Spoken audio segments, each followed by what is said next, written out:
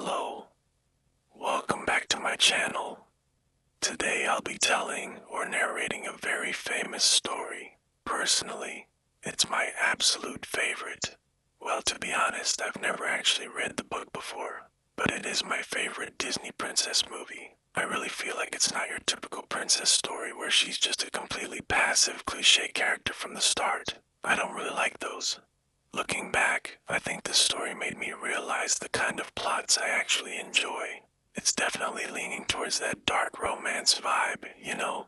The bad boy that nobody wants, the monster everyone fears, and then someone comes along, sees hope in him, and they fall in love. I don't know, it's just the kind of story that I still love to this day in different ways. Even though I like reading now, I'm not a huge fan of traditional fairy tales.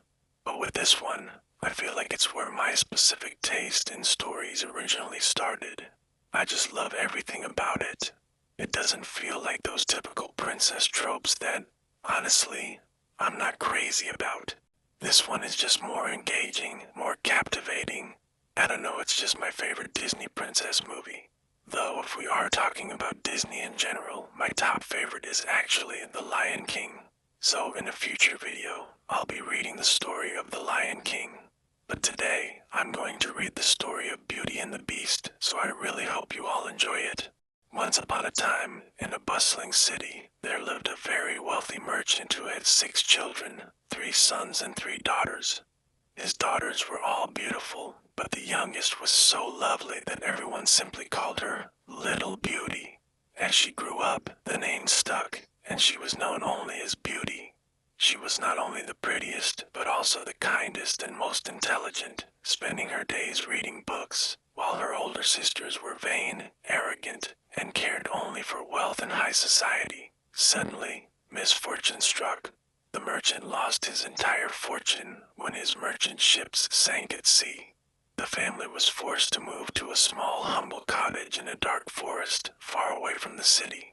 While her sisters complained bitterly about their new, poor life, Beauty worked tirelessly every day to help her father and brothers, keeping her heart bright and hopeful. After a year of hardships, news arrived that one of the merchant's ships had safely returned to port. Before setting off to the city to claim his goods, the merchant asked his daughters what gifts they wished for him to bring back. The eldest sisters demanded expensive gowns, fine jewels, and silken shawls. But Beauty, wishing for nothing but her father's safe return, simply said, "Father, since you ask, please bring me a single rose, for none grow around our cottage." When the merchant reached the port, he discovered that his ship's cargo had been seized to pay his debts. He was left as poor as before. Dejected and exhausted, he began his long journey back home during a fierce winter storm. Lost in the blinding snow and shivering from the cold, he stumbled upon a clearing where a magnificent silent castle stood. He knocked, but no one answered. Upon entering, he found a warm fire roaring in the hearth and a table laden with a delicious feast. Hungry and tired, he ate the meal and slept in a luxurious bed, wondering who his mysterious, invisible host could be. The next morning, as he prepared to leave, the merchant walked through the castle's beautiful gardens, which miraculously bloomed with flowers despite the winter weather. Remembering Beauty's request, he plucked a beautiful red rose from a bush. Instantly, a terrifying roar echoed through the garden. A monstrous creature, half man and half beast, sprang forward. "Ungrateful wretch!" The beast roared. "I saved your life, welcomed you into my palace, and in return you steal my most precious roses. For this theft, you must die." The merchant fell to his knees, weeping and begging for mercy, explaining that the rose was a gift for his youngest daughter. The beast calmed his fury slightly and proposed a grim bargain. "I will forgive you on one condition. One of your daughters must come willingly to die in your place. You have 3 months to return. If she refuses, you must give me your word that you will return to face your punishment alone." The heartbroken merchant returned home and told his children the terrible truth. The older sisters immediately blamed Beauty for her foolish request. But Beauty, clear-headed and fiercely protective of her father, stood tall. "I will go," Beauty said firmly. The beast said a daughter must come willingly. My father will not die because of me. Despite her father's tears and her brother's protests, Beauty kept her word. 3 months later, the merchant led her back to the enchanted castle. When they arrived, another lavish feast awaited them. After they ate, the beast appeared. His terrifying appearance made Beauty tremble, but she gathered her courage. The beast looked at her and asked, "Did you come here of your own free will?" "Yes," Beauty replied softly. "You are a good soul," the beast muttered.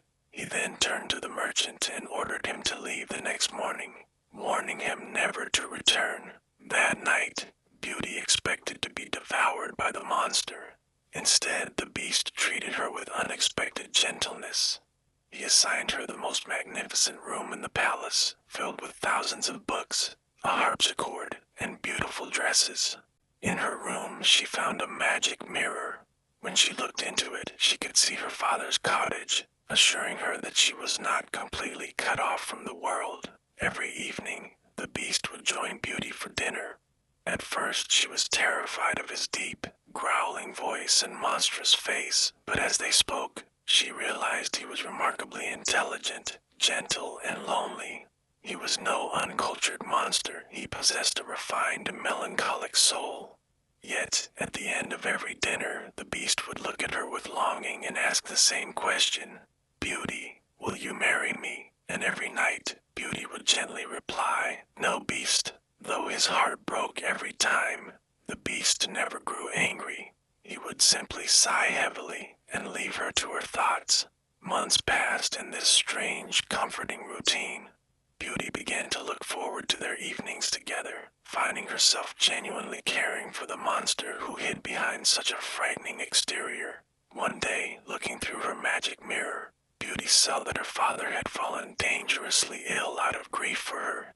Overcome with sorrow, she begged the beast to let her go home to nurse him back to health. The beast looked at her, his eyes filled with profound sadness. "I cannot bear to see you unhappy, Beauty," he said softly. "Even if it means I will die of sorrow, I will let you go.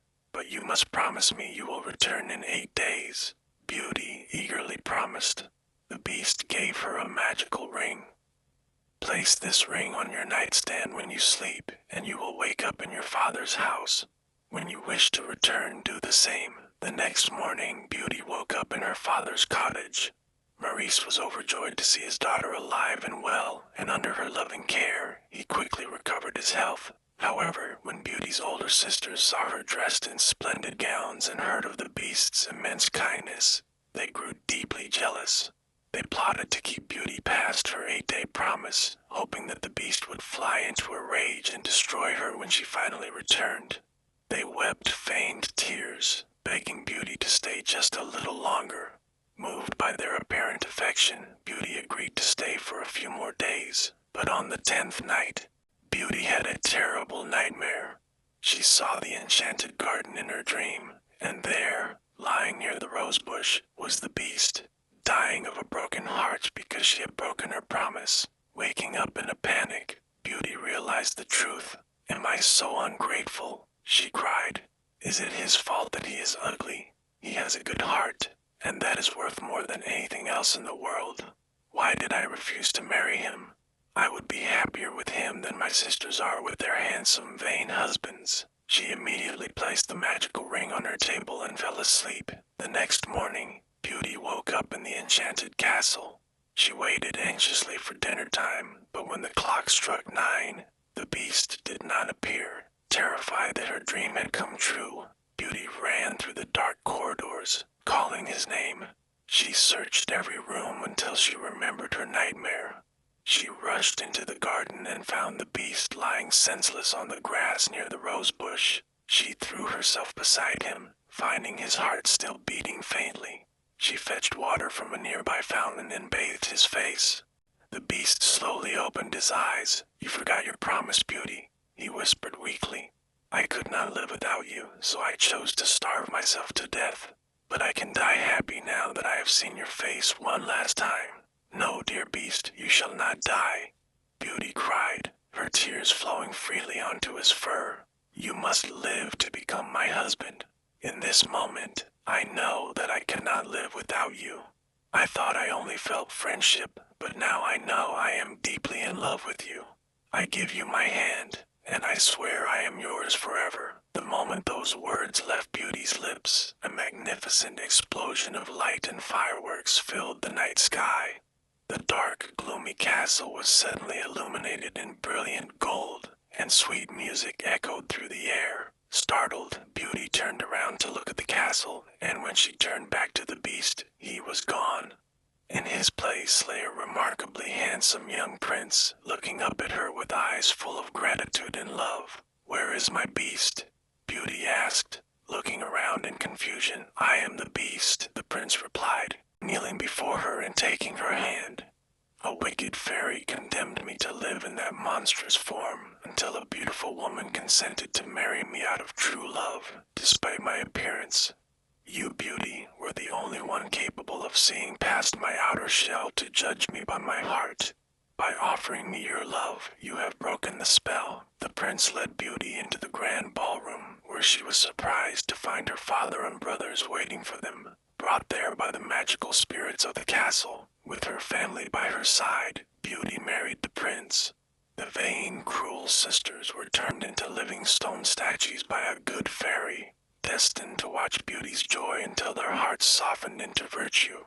Beauty and her prince lived in the magnificent palace, ruling their kingdom with deep wisdom, compassion, and a love that had proven that true beauty is always found within.